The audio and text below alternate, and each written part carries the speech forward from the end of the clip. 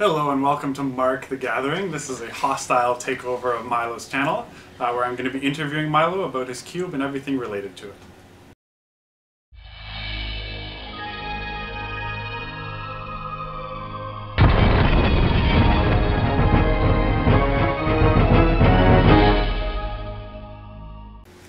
Alright guys, we're here to talk about Fate Reforged, the new set that's going to be coming out end of January. It's the second set in the Khans of Tarkir block, and we're here to discuss some of our favorite cards for the new set. For Cube. For Cube, yeah. A lot of them probably make a splash in Standard as well, but you know, for Cube, it's a lot of interesting cards here. I think for a second set in the block, I'm a little bit excited. Usually they're on the weak side, but there's a lot of good stuff here. Yeah, and Khans of Tarkir gave you so much for Cube that I thought there would be no way that this set... Yeah, I'm in the same way. I was expecting it to be a real bust, but as more and more cards have come out, I'm pretty excited.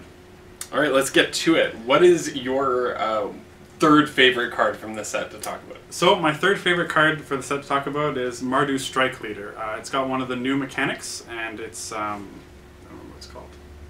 Dash? Dash. Dash is a mechanic. It's been printed on cards before without a keyword. It's basically you pay the dash cost that comes into play, it gets haste, and it returns to your hand at the end of turn. It's like the Viashino thing a little bit? Yeah, there's a few cards that have been printed like that in the past. Dash costs are interesting because it is a surprise. You do get the haste, but then obviously if you want to attack with it on the next turn, you're going to have to pay the dash cost again. So having a dash cost that's more expensive than the actual cost leads me to be a little wary about this. But it still seems like a pretty powerful card. It's Tuna Black, it's a 3/2. Whenever he attacks, you get a 2/1 warrior token in play, and he has a dash of 3 and a black. The thing about the dash cards is that a lot of them aren't just vanilla creatures with dash, right? They generate some sort of ability, or a lot of times an actual token. Yeah, right now we're looking at about a third of the set has been spoiled so far, and a third to half, and the dash, almost all of them seem to have some kind of ability, whether it's, you know, a creature can't block, or making some kind of ability when it hits the player. There's a lot of interesting things there. There's a lot of room for design. But I think you're right. I think that this is the best dash card for Cube, and it's in a really nice spot because black needs some help right now. I don't know if you would agree with me on that. I think most people's cubes agree that black is the weakest color. I would like to see more good black 2-drops, because I think the 3s and 4s black has some pretty decent stuff. Yeah. And this is in the 3 spot, but I still think it'll make an impact. This is a 3 or 4. Yeah, right? That's true. That's true. Yeah, and I like that. It gives like an additional challenge to Cube designers. Where, like, do you call this a 4-drop? Do you call this a 3-drop? I think what you have to do is play it in Cube for like a year and see what people are doing with it. Yeah. And then you can assign it to the correct drop. Yeah. My third favorite card from Fate Reforged is Monastery Siege. This card is being often compared to Phyrexian Arena in terms of Cube. It's 2 and a blue, and you can choose either Khans or Dragons. If you choose Khans, during your draw step you draw an additional card and discard a card. If you choose Dragons, opponents that want to target your creatures with spells have to pay an additional 2 mana. Additional 2 mana, yeah. So like a Frost Titan thing. Ability, yeah. It's I would have preferred if they had made it actually at the end of your draw step, because in this way you're not going to get to see your card for turn first. Yes. So if you have no cards in hand, it's not really doing anything for you.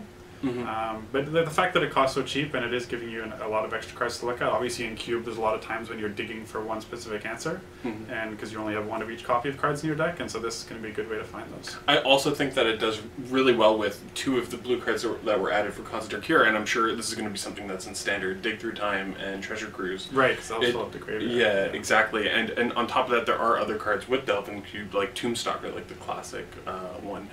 And also with more cards like this, it makes things like Hooting Mandrills considerable for Cube eventually as well. I don't know if you're going to Hooting Mandrills. I've been trying to green Delve cards. I have considered Become Immense as a possibility, as a kind of that Might of Oaks type of effect. The other one that might be in is Murder's Cut. I don't know if that's on your radar right now, but I'm sure we're going to possibilities. One other thing about Monastery Siege, I think it works really well with Reanimator. And there's a lot of, surprisingly in Cube, blue might have better Reanimator targets than green. So like things like Consecrated Sphinx or Frost Titan or, you know, Inkwell Leviathan, those are all things that, you know, you could potentially reanimate. And blue has more ways of getting things into the graveyard as well. And yeah, this is Frantic just another Search, way to do it. Compulsive Research, Thirst for Knowledge, Looters, all those kinds of things. So yeah. Exactly. My second favorite card to be excited about here is Soulfire Grandmaster. It's one of the new creatures that has hybrid abilities of some of its clan allies. In this case, it is a 2/2 lifelink for 1 and a white, and it has an ability for 2 and then 2 hybrid red-blue to return the next instant or sorcery spell you play to your hand, and it gives all of your instants of sorceries lifelink as well. So this one is the card a lot drives of text. me to drink. A lot of text on this, a lot of things, a lot of interesting possibilities with this. First of all, it's just a 2/2 lifelink for 2 though, so you're already looking at Knight of Metagrain type of abilities. Yes. And I think any 2-drop that gives you this much text has got to be good. Right, that's exactly what I was going to say. Like, I mean, understandably, it costs 2 mana, so there should be a lot of words on it, right? Apparently. Do you remember in Cube when I think the card was called Youthful Night? It was 1 and a white, 2/1 first strike. And that was an acceptable 2-drop in white. Now, those days are long gone. A white card with that's 1 and a white, 2/2 lifelink, better than Grizzly Bear already. Yeah. Right? And then there's 2 other abilities on it. It's the sort of thing, like when I saw Deathrite Shaman the first time, I was like, what are they doing? It's a 1-drop with, like, 5 abilities. Yeah. And it's not even a 1/1. Yeah. Like, it's even better than a 1/1. It's kind of ridiculous. When you see cards that cost so little but have so much writing on them, you have to think they're good. Yeah, no, this one, it's going to be interesting to see how players start to design this. The 4-mana ability to return things does have some potential to be abused pretty heavily. Obviously, you want to lean towards cheaper spells, and the fact that this guy is a 2-drop means you're probably pretty good in aggressive decks. Mm-hmm. But I think you could see some pretty interesting strategies come from that third ability as well. Exactly, and with a good aggressive deck, like a good Boros deck that you'd want to run, or a Jeskai deck, these are decks that people are already running in Cube. Yeah. And they're perfect decks with Boros Charm and Lightning Helix, and cards like that are really great. Cost a little bit of mana and very easy to bring back to your hand to use that ability. Even in I think something like Blue-White Control, you look at this as Remand, early on it's a way of stopping things, and then later on you could set up basically build your own Forbid, right? Yes. So I think it's gonna be pretty good. My second favorite card is the other white mythic that everybody is talking. Oh, is it rare or mythic? I think it's mythic. Not sure. It's a Monastery Mentor. Maybe you guys could let us know in the comments. It's 2 and a white, and it is 2/2 prowess. And whenever you play a non-creature spell, you get a 1/1 monk with prowess. So there's a lot of creatures in the cube with. There's a lot of creatures that make tokens in the cube, but this one is actually making tokens that get bigger based on the number of non-creature spells you play. And there's not a huge investment here, and it also has prowess on top of all of that. Prowess is a little bit tricky in Cube because there's not actually that many instants that you can play that are not responses to other things. It does obviously trigger off your enchantments and off of your sorceries and off of your artifacts and off of all that stuff. But I think the real time the prowess is really deadly is when you're attacking with open mana and they have to decide whether or not you're bluffing. And the thing about Cube is there's not that many, Lightning Bolt, Impulse type of cards. So I'm interested to see what this does. Prowess, I'm kind of skeptical on it for Cube, but I do think this card's quite powerful. And another thing is that a lot of the really good instants that you would play in that are that Jeskai color combination again. Yes. It's like the white removal spells like Swords of Plowshares, Path to Exile, the blue instants that draw you cards, and the red direct damage. Yeah, unlike in Limited, where you're going to see more green instants in terms of combat tricks. Mm-hmm. Obviously, combat tricks are a much higher risk in Cube when you're at risk of being blown out. So I think you're right. It's going to see more play in Jeskai decks than in white-green decks. But the suspense is building, Mark. What is your number one card that you're excited about? My number one card is actually a card that was one of the first cards to be spoiled for the set, and that would be Sova Dragonclaw. He's again one of these guys with a creature. She is one of these creatures with her clan allied abilities, and then so she, in her case, she's 1 green. She's a 4/2 trample. And she has the ability to pay, at the beginning of your combat, you pay 1 and then double red-blue hybrid, and you can active treason a creature that has power less than hers. She's actually better than that. You said 1 and 2 green. I think she's 2 and a green. Is she really? I'm pretty sure she was 1 green, but we might be able to look into We'll check that fact. But either way, it doesn't matter. She's good enough the way she is. Yeah. She is 4/2. She's an Alpine Grizzly. See? 2 and a green. There you go. She's an Alpine Grizzly just by herself. There you go. With Trample. Mm-hmm. And then on top of that, Active Treasoning is very reasonable on turn 4. So you play her on turn 3. Turn 4, you're definitely going to be able to get that blocker, especially if they're playing a deck that doesn't necessarily play all the creatures. They're not playing Beatdown. You can even grab an aggro creature. It has Trample. You're going to get damage through, even if it's blocked and killed. You can get damage through the guy that you steal, and you're going to get damage through with Yasova. The other nice thing about just the threat of that ability, because in this case they know you have the Active Treason. Yes. They might be like, okay, well there's no point in leaving one guy back. I may as well just attack with it anyways, and then you don't even have to use the ability. Yeah.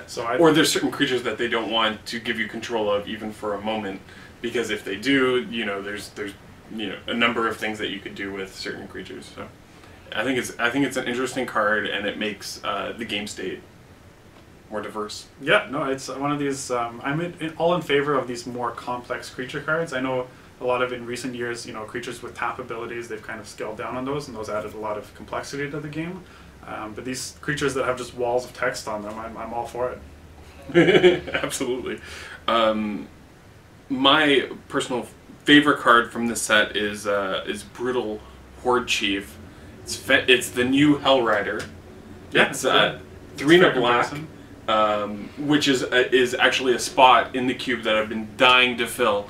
If we go over the cards that I want to cut in my cube, there's a list of black cards that are 4 drops that I'm like, oh, these cards are not good enough anymore. I need to get them out of the cube.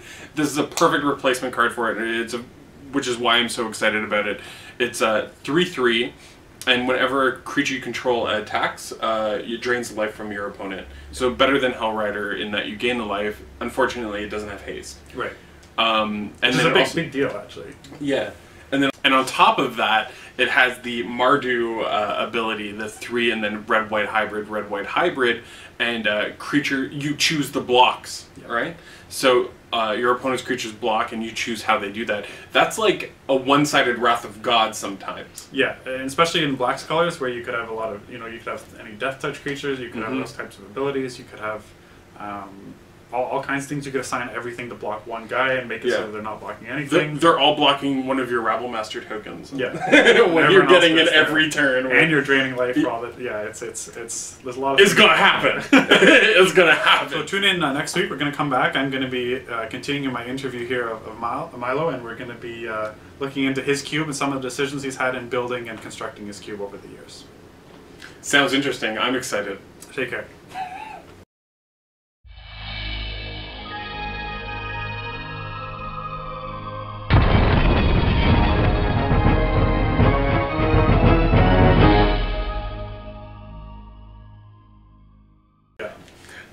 So yeah, that's it. Oh, honorable mention. Do you have one off the top of your head? Honorable mention off the top of my head, I would have to say I'm curious to see whether or not the Phoenix is going to be any good. Oh yeah, the one that you could return to play, right, for 1 red? Yeah, you can return it to play. It does have the downside. I was kind of comparing it. It's comparable to Chandra's Phoenix. The downside is that you have to attack with it every turn, which is kind of a big deal. But when you consider that it does have flying, there's not that many 3 toughness flyers in cube. Like there's a few obviously, but there's not that many. So I don't know if that's really that much of a downside. It could make it into the cube.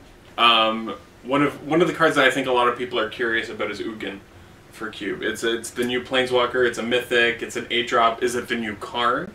I think that one of the things you have to look at is if All Is Dust is good enough in your cube. Because I think that this would be, in my opinion, a straight replacement for All Is Dust. Yeah, I think it's definitely better than All Is Dust, and a lot of people's cubes have already an 8-mana Planeswalker and Nicol Bolas, and you look at the casting cost compared to the two of them. This guy's obviously, you can ramp him out in the green deck a lot easier. Yep. Again, he's got a lot of abilities. He's does a lot of things. Yeah, I mean, you can drop him Wrath the board, hopefully, and then after that, anything they play, maybe Lightning Bolt it, right? Like, I think that it's a good game plan just by itself, and it's an interesting Wrath card. Yeah, the nice thing about him too is that there's a lot of artifact ramp in the cube, so you can just go straight to him. You're dropping things like Coalition Relic or Thran Dynamo, and you can just go. He's really good with Mana Vault and Sol Ring, but what isn't? Cards that combo with Sol Ring. Let's make a list.